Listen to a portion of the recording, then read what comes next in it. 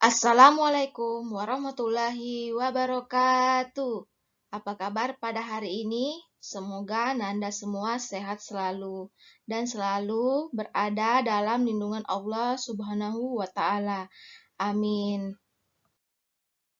Untuk menjaga kesehatan organ pernafasan, tentunya kita harus rutin berolahraga dan juga menjaga udara tetap bersih dan sehat dengan cara menanam tanaman hijau di sekitar rumah.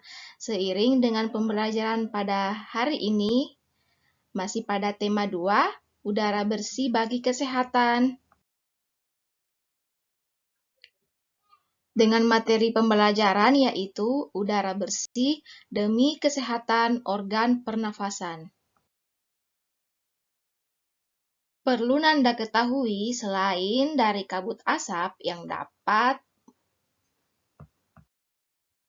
mengganggu organ pernafasan pada manusia dan juga terdapat pencemaran udara. Apa yang menyebabkan pencemaran udara? Berikut beberapa unsur yang menyebabkan udara itu menjadi tercemar. Yang pertama adalah kekurangan pepohonan hijau. Yang kedua yaitu kebersihan air. Yang ketiga, asap kendaraan bermotor. Yang keempat yaitu asap sisa pembakaran atau proses produksi. Untuk menghindari tercemarnya udara, berikut ada cara yang dilakukan untuk mendapatkan udara yang bersih. Berikut beberapa cara untuk mendapatkan udara bersih. Yang pertama adalah dengan menghijaukan lingkungan, di mana tanaman itu dapat menyerap gas-gas berbahaya bagi manusia. Tanaman juga mampu memproduksi oksigen melalui proses fotosintesis. Yang kedua adalah menggalakkan gerakan bebas asap rokok. Sebagaimana asap rokok sangat berbahaya bagi kesehatan paru-paru, maka dari itu kita harus membangun gerakan bebas asap rokok baik di dalam rumah maupun di luar rumah. Yang ketiga yaitu mengurangi emisi atau pembuangan sisa pembakaran. Jadi pada kawasan industri di mana daerah perkotaan itu yang terkena dampak asap pembuangan sisa pembakaran tersebut. Yang keempat adalah mengelola sampah dengan baik. Ingat ya Nanda sebelumnya bahwa sampah terdiri atas dua, yaitu sampah organik dan sampah anorganik. Sampah organik itu sampah yang dapat diurai kembali, sedangkan sampah anorganik itu sampah yang tidak bisa diurai kembali. Ya, jadi selain membuang sampah pada tempatnya, Nanda juga harus pintar-pintar dalam memilih sampah yang bisa dijadikan sebagai alat yang bisa digunakan dalam kehidupan sehari-hari, seperti pada gambar ini. Dan yang terakhir yaitu mengurangi dan menghindari pemakaian gas kimia yang dapat merusak ozon. Perlu Nanda ketahui bahwa ozon itu adalah lapisan udara, di mana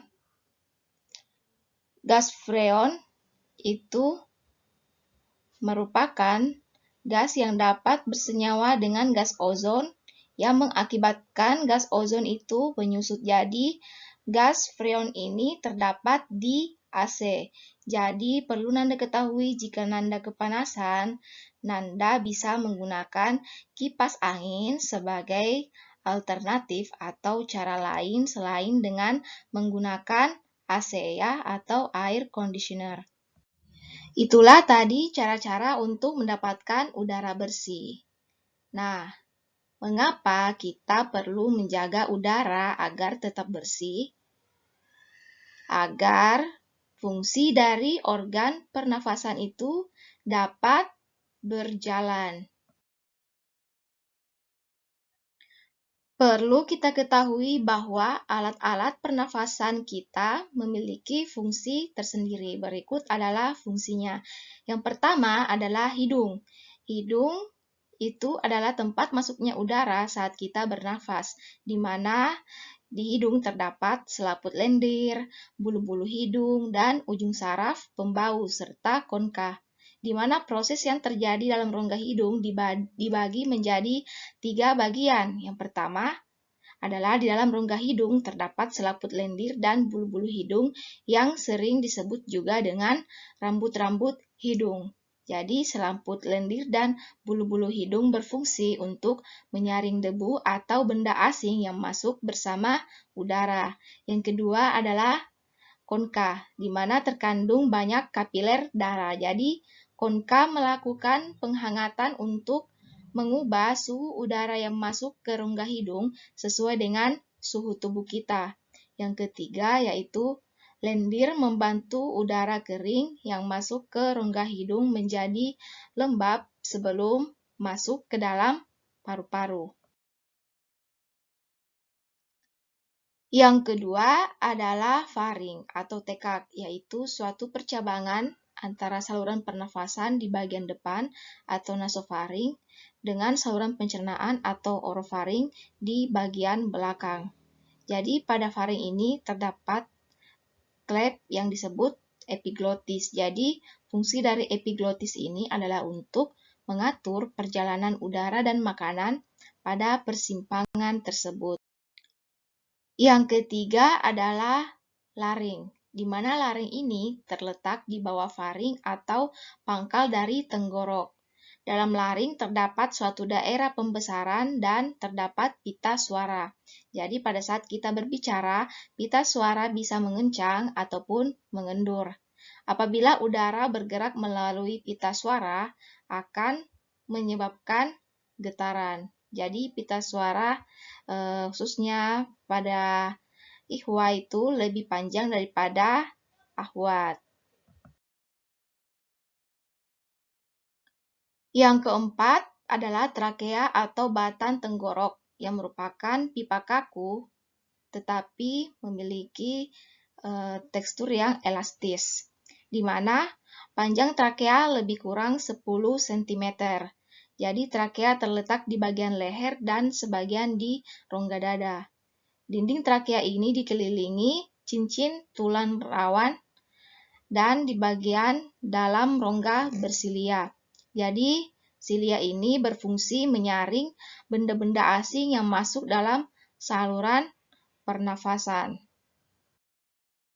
Yang kelima yaitu bronkus. Bronkus ini merupakan cabang dari trakea, yaitu bronkus kanan dan bronkus kiri. Bronkus kanan terdiri atas 3 cabang dan kedudukannya itu lebih menurun menuju paru-paru. Dan bronkus kiri terdiri atas 2 cabang dan kedudukannya itu sama. Yang keenam adalah alveolus, merupakan saluran akhir dari alat pernafasan yang berupa gelembung-gelembung udara. Jadi bentuknya seperti gelembung-gelembung ya. Dinding alveolus ini tipis, lembab, dan berlekatan erat dengan kapiler-kapiler darah, seperti pada gambar ya. Jadi alveolus ini terdiri atas satu lapis sel epitelium yang pipih bentuknya. Jadi disinilah darah hampir langsung ini bersentuhan dengan udara. Dan yang terakhir adalah pulma atau paru-paru ada sepasang. Letaknya di rongga bagian dada atas yang dibatasi oleh diafragma. Paru-paru sebelah kanan itu bernama pulmodexter, tersusun atas 3 belahan. Paru-paru sebelah kiri bernama pulmosinister, di mana tersusun atas 2 belahan. Paru-paru ini dibungkus selaput Fluera. Selaput Fluera ini terdiri atas rangkap 2. Jadi, Pleura parentalis terletak di sebelah luar dan Pleura vicrealis terletak di sebelah dalam. Di antara lapisan pleura terdapat cairan limfa yang berfungsi untuk melindungi paru-paru dari gesekan saat mengembang dan mengempis. Dalam paru-paru terdapat bronchiolus dan alveolus. Sebagai pelajar, apa yang dapat kita lakukan untuk ikut menjaga kebersihan udara? Ya, tentu dengan salah satunya menanam tanaman hijau di sekitar sekolah, ya. Dan ada juga beberapa cara yang dilakukan oleh pemerintah untuk menjaga lingkungan dan menjaga udara tetap bersih dan sehat. Marilah kita sama-sama membaca teks berikut ini. Kelurahan Babakan Pasar luncurkan gerakan pungut sampah. Agar masyarakat sadar dengan kebersihan lingkungan, terutama masalah sampah, Kelurahan Babakan Pasar mengajak warganya dalam gerakan pungut sampah atau GPS. Lurah Babakan Pasar, yaitu Rokib Alduri, menyatakan GPS ini merupakan program pemerintah kota Bogor pada tahun 2016. Program ini bertujuan agar kota Bogor terbebas dari sampah, karena masalah sampah merupakan tanggung jawab seluruh masyarakat. Sampah ini bukan hanya tanggung jawab pihak kelurahan atau per orang, tapi tanggung jawab bersama kita semua. Jelasnya, Rokib berharap ke depannya warga Babakan Pasar lebih peduli lagi dengan sampah yang selama ini selalu berserakan sehingga wilayah Babakan Pasar terbebas dari sampah. Kalau sampah ini sudah tertata dengan baik, selain indah dipandang, maka warga masyarakat pun akan terhindar dari penyakit, pungkasnya. Nah, Nanda, kita harus selalu rajin membaca ya, karena membaca itu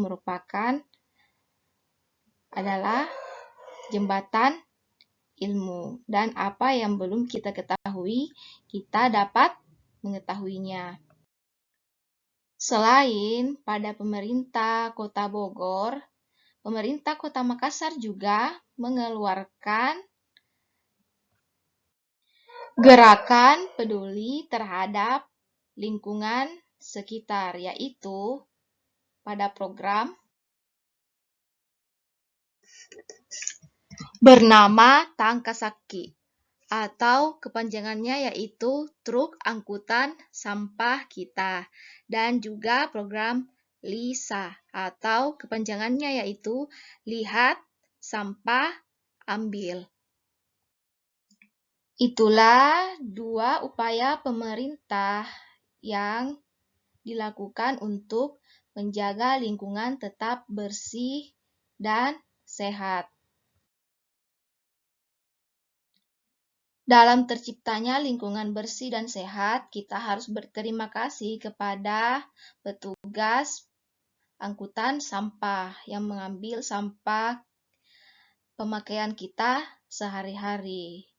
Ya, dan juga kita juga berterima kasih kepada pemulung sampah yang dimana memilah sampah yang masih bisa digunakan dan masih bisa diproses atau dibuat menjadi suatu keperluan yang bermanfaat bagi kehidupan kita. Berikut ini adalah pemanfaatan kembali dari sampah yang bisa didaur ulang, seperti pembuatan tempat pensil dari botol plastik bekas. Dan juga ada tas yang terbuat dari plastik serta kursi yang terbuat dari tong kaleng bekas. Itulah tadi pembelajaran kita pada hari ini. Nanda, masih ada yang ingat tadi kita belajar tentang apa? Ya, kita belajar tentang cara mendapatkan udara yang bersih dan pemanfaatan sampah yang masih bisa didaur ulang, serta fungsi dari organ pernafasan kita. Pesan yang dapat kita ambil pada pembelajaran hari ini yaitu dengan bersama-sama dalam menjaga kebersihan lingkungan sekitar, insya Allah kita terhindar dari bahaya sebuah penyakit. Kebersihan adalah pangkal kesehatan dan juga kebersihan itu adalah sebagian dari iman. Di mana terdapat dalam Quran Surat Al-Baqarah ayat 222 yang artinya, sesungguhnya Allah menyukai orang-orang yang bertaubat dan menyukai orang-orang yang mensucikan diri. Dari ayat tersebut, kita diingatkan untuk tetap bersih dan suci. Itulah mengapa dikatakan sebagian dari iman. Lembar kegiatan Nanda pada hari ini terdapat 2. Yang pertama yaitu menjawab pertanyaan berikut ini yang terdiri atas 1 sampai 4 pertanyaan. Dituliskan dalam bukunya. Lembar kegiatan yang kedua, Nanda mengamati lingkungan sekitar rumah. Jika keluar rumah, jangan lupa pakai masker. Dan perhatikan masalah apa yang terdapat di lingkungan sekitar rumah Nanda. Berikanlah sebuah solusi terhadap masalah tersebut. Tuliskan juga ke dalam buku tulismu. Sekian pembelajaran kita pada hari ini. Ustazah tutup dengan ucapan Subhanakallahumma bihamdik asyhadu an la ilaha illa anta astaghfiruka wa atubu ilaih. Syukron jazakumullahu khairan. Wassalamualaikum warahmatullahi wabarakatuh.